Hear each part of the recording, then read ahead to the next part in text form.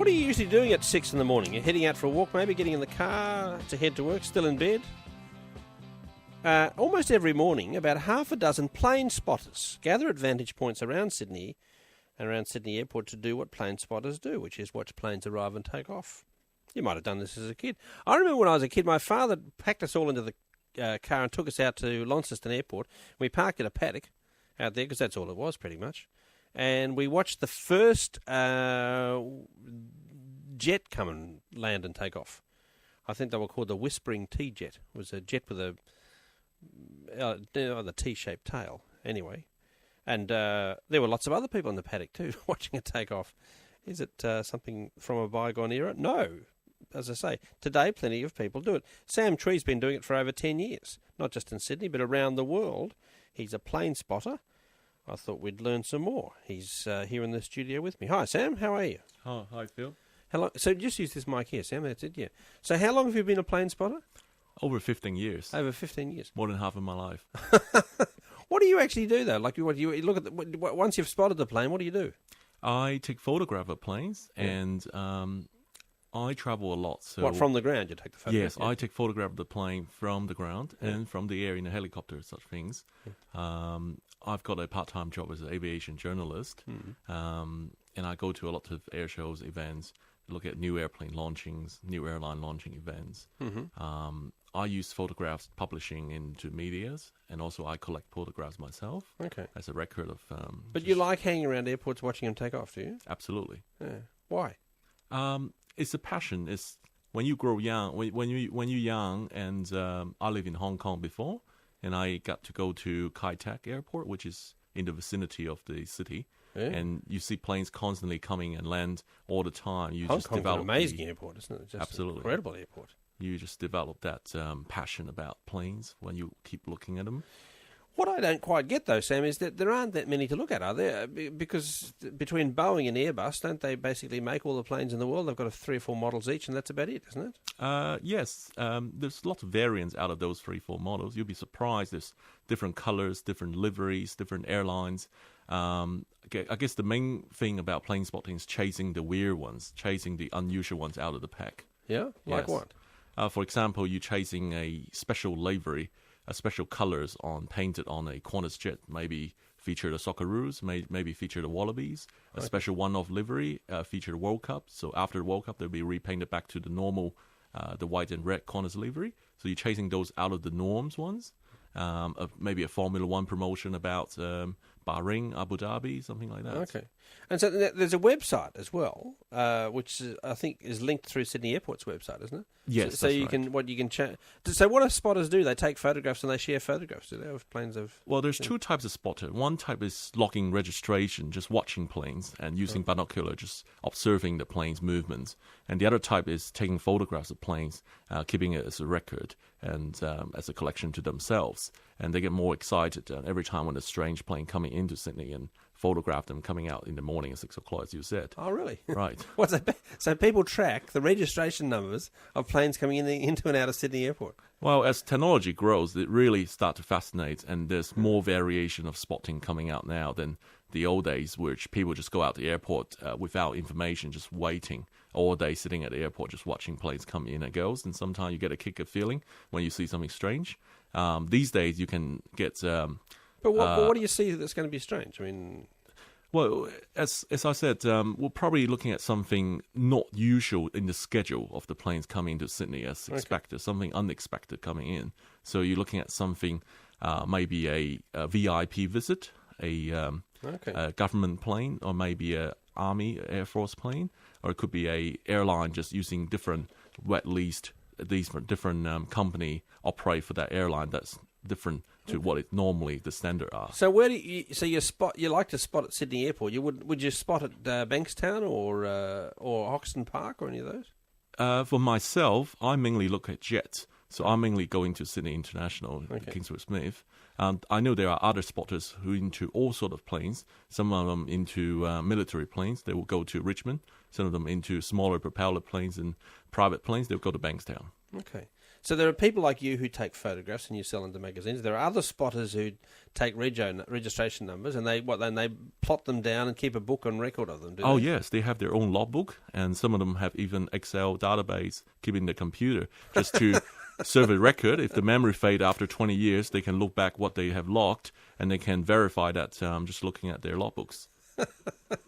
Okay, all right. So they just like to keep a record of everything that's come and gone. Oh, yeah, it's the same as you have bus spotting and boat spotting, so the plane spotting, pretty much the same principle. This is Sam Chui. Sam is a plane spotter. And if you're a plane spotter too, you might like to give me a call, 1300 222 702. As I say, my dad took me out plane spotting when I was a kid, but when the first jets arrived. I mean, mind you, that was pretty special, because up until then, there'd only been propeller-driven planes, and, the jets came in at high speed and took off, and their takeoffs were spectacular, because their propeller-driven plane took off at a low angle and took forever to get up into the sky, whereas the jet just shot up. Everyone thought it was marvellous. Especially you see something new when Airbus 380 or a Boeing 787 comes in, and you see something absolutely brand new. That first time you see it, you actually get amazed. Thousands and thousands of people come out to the airport, standing at every single possible vantage point just to view the new jets. Were you jets. there when the 380 arrived? Absolutely. I was in a chopper, and the next time I was on the ground, I was right on the runway getting jet blast by the 380 passing me. It's a pretty amazing piece of machinery, isn't it? Oh, it's massive. It's a architecture or engineering feat. Yeah, how it stays in the air, particularly when it's takeoff and landing, you think it's not going fast enough to fly. Initially, we had that feeling. Yeah. 1300 222 702. Sam is my guest. He is a plane spotter. If you've ever indulged in plane spotting, you might like to join the conversation. So, would you rate the Hong Kong airport as the best airport in the world for plane spotting? It was the best until it was closed back in 1998. Oh, you mean the old airport was? The old airport, yes. Mind you, the new airport's pretty special too. The new airport's very, very new and very user-friendly. But what we're looking at especially is airports that single runways, which all takeoff and landings on that same runway, so you can plane spot easily without diverting the traffic between the two runways, which you can't see what's happening on the other ones. So we're looking at some airports with vicinity in the city or have some special location features, maybe at the end of a beach or at the end of a river or lake, something very special. Okay. Ashley's, stay with us. Ashley's on the line. Hi, Ashley. Hello. Hello. How are you? Well, thank you. I have a 91-year-old mother who goes plane spotting. Oh, yeah. And she goes out to Sydney Airport with me or with one of her carers, and she takes her sandwiches and they watch the planes. Hey. And she has been doing this since she was a small child up in the Pilbara on her father's station when they used to go and watch the planes coming in, the little planes coming in. They had a windsock, and she told the story once that they had a governess and they discovered she was hiding her alcohol in the windsock. Actually, I was about to say she hasn't got out much, but in fact she has. Good on you. I like that. Bye-bye. Caroline, hello. Still morning. You reminded me from, I think it was 1972, and my mum took me out of school specially to go to Tullamarine Airport to watch the Concorde come into Melbourne. Oh, wow. I'd forgotten that. Many years later, I was lucky enough to actually fly on it. Were you really? Yeah, that took me back to grade 2. Wow. That's it. Yeah, look. The thing about the Concorde, the world's first supersonic passenger aircraft, it wasn't that big, actually, was it? No, it was a very skinny, long, rattly plane, and I can remember the pilot coming across with a very clipped accent saying, now, for those of you who haven't flown before, we do rattle a bit, but once we get up, we go very fast. It was terrific. And I must admit, I'm a bit of, if I drive people to the airport now, I do, if I have time, tend to kind of drive and sit and watch them for a bit. They fascinate me. Oh, okay. So you got a bit of the bug as well.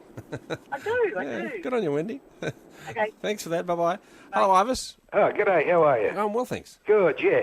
I was just very interested in your topic today, and just thought, I'd let you know that I've been doing a similar thing to your guest for quite a while. The problem with Sydney Airport in a lot of cases is that if you don't have a pass, you have to take your own ladder with you at times, which can be quite a physical effort. so that you can get your lens and your camera above the fence. Is that right? Quite high. Well, Sam's here in the studio. Is that right, Sam? Yes, you're quite right. You're not wrong about that. What's he take a stepladder? If you want to take photo over the fence without the fence in your way, then you can take a ladder without. Don't the security people come along and move you on? Oh no, yes. they're very good. You've got to be a metre away from the fence as long as you don't touch the fence. Okay. And then they come past, and generally they have a talk to you. And a couple of times they've come out and had a look at the equipment, and they say, "Oh yeah, good on you. Keep it up." And so they're just doing their job. But you obviously, just do the right thing and don't get too close to the fence, and you don't bother anybody. Good on you. Good on you. Good on you, Iris. Yeah, and you get a lot of good videos, especially early in the morning. And there's some couple of good spots there, but you do have to put the effort in. Beautiful. All right. Thanks, mate. Okay. Thank you, Iris. What's the best vantage point ever? Is it maybe at the end of the runway, watching one come in over the top of your head? To me, the best vantage point is from the air, looking down, and also maybe from the air traffic control tower, from their balcony, looking down. Okay. And you can sort of have a bird-eye view of seeing planes just underneath you. That's probably, to me, one of the best.